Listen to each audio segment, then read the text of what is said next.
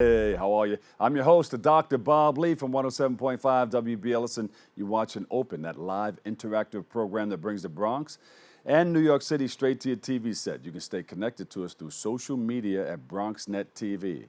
Leading things off, we're joined by the spokesman for Jehovah's Witness, and he's here to speak about the significance of caught witnessing and how its return will impact the Jehovah's Witness community. So please welcome to the show Robert Hendriks III. Robert, welcome to the show. Thank you, Dr. Bob. So nice to be back, as usual, with you to talk about the latest developments in this very interesting time that we're living in. Yes, now we spoke many times before, but on May the 31st, 2022, Jehovah's Witnesses released breaking global news regarding your ministry. Can you tell us about it? Well, most people know that they haven't seen us around, especially in New York City, where you can only call us ubiquitous. We were in every subway. In fact, I spent several years working a location at Bryant Park between 5th and 6th Avenue. And we made that a regular part of our routine. We have thousands of ministers who man these locations around New York City, Manhattan, the Bronx, all of the areas. And it's really a powerful way to display a positive message. But March 20th of 2020, that all went away. We came out of the subways. We stopped going and knocking on doors. We stopped making personal visits to people. And obviously, we can understand why.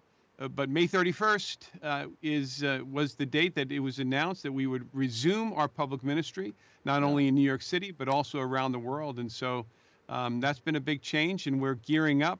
We're coming back, and we've been back to many of those locations that we formerly were at, whether it was Bryant Park or in the Bronx or uptown, downtown, wherever we are. And it's been a great welcome that we've had. In fact, when our volunteers first went into the subway and the MTA workers saw them, they gave a round of applause.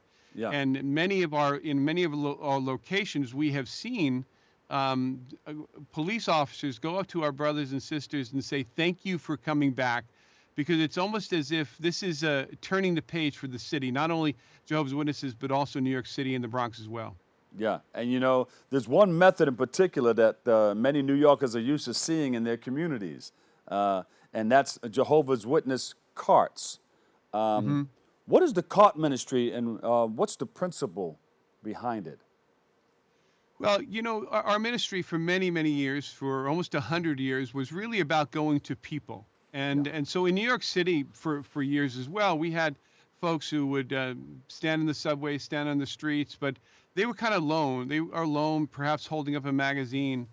But the cart witnessing is something that was developed some time ago that allowed us to be present with our message, clear with placards of our message that were usually very comforting messages, and people can come up to us. And so we could smile at them, and if there's a connection, they come up to us. They can either talk with us or take a copy of free literature, even have a Bible. We would have Bibles on hand. We also are equipped with many different languages for the very pluralistic society that we live in, especially in New York City. Yeah. When did the program begin in New York City, and what benefits have you seen since its inception?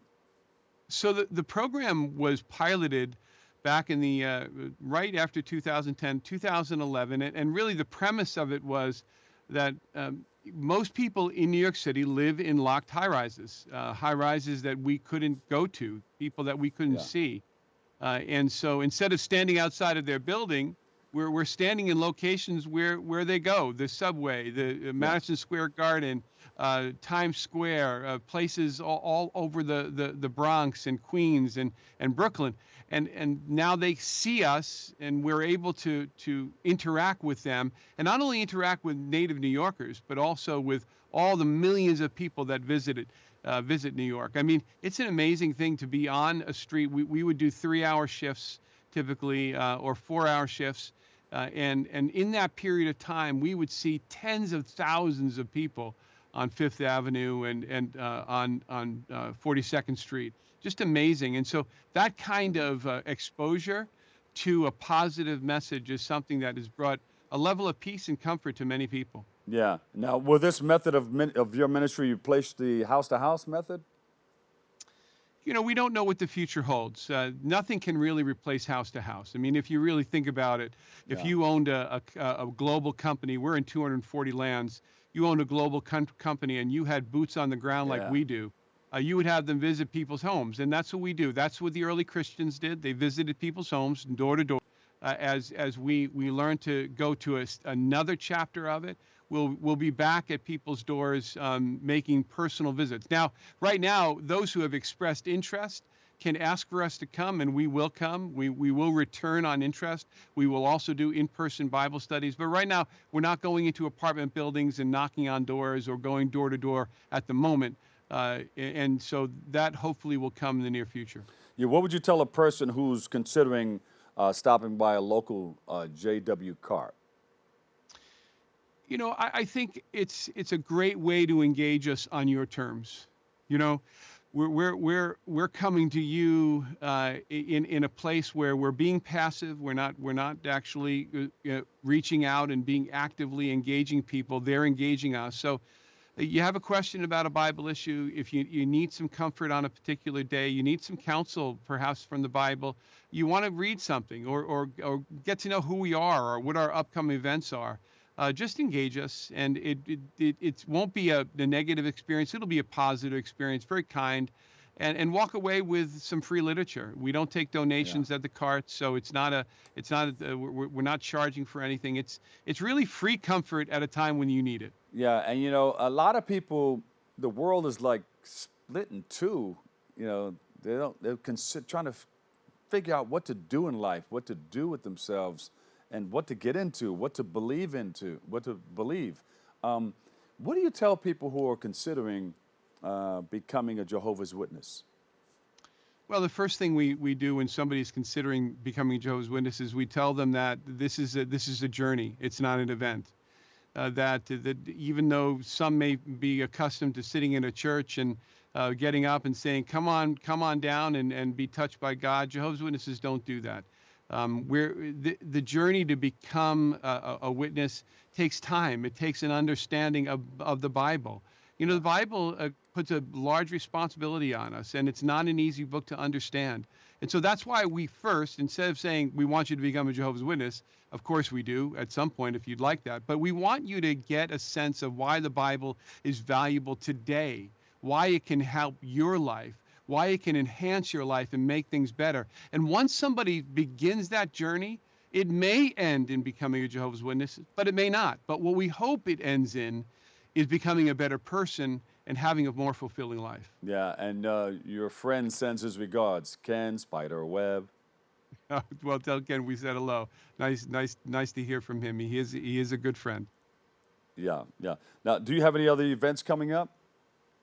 We do, actually, and it starts this week. We have a 6-part convention. You're probably aware that we've had conventions for many years in New York City. They're historic in New York City, dating back to the 1950s, all the way through the 2000s at Yankee Stadium. We've had them at Madison Square Garden. We've had them at Nassau Coliseum when it existed, and we've had them for more than 100 years. But again, in March 2020, we stopped our in-person conventions. Hopefully that will change next year. But this year, once again, for the 3rd year in a row, we're providing a virtual convention in more than 500 languages, available for free on jw.org. And that convention is something that you just touched on, Dr. Bob, and that's true peace. It's Pursue Peace is the convention. And it talks not about just being peaceful as a person, but actually pursuing peace with our communities, pursuing peace in our families, and pursuing peace, most importantly, with God. And right now it's available on jw.org. You can download or stream the first installment. We'll have 6 installments through the summer, and it will be very, very powerful for people to get a sense of how in my life can I get peace.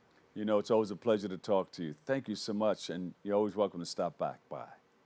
Thank you, Brother Bob. Appreciate it. Robert Hendriks III, U.S. spokesperson for the Jehovah's Witnesses. Thank you so much. We'll take a quick break, but don't move a muscle. We'll be back with more Open next.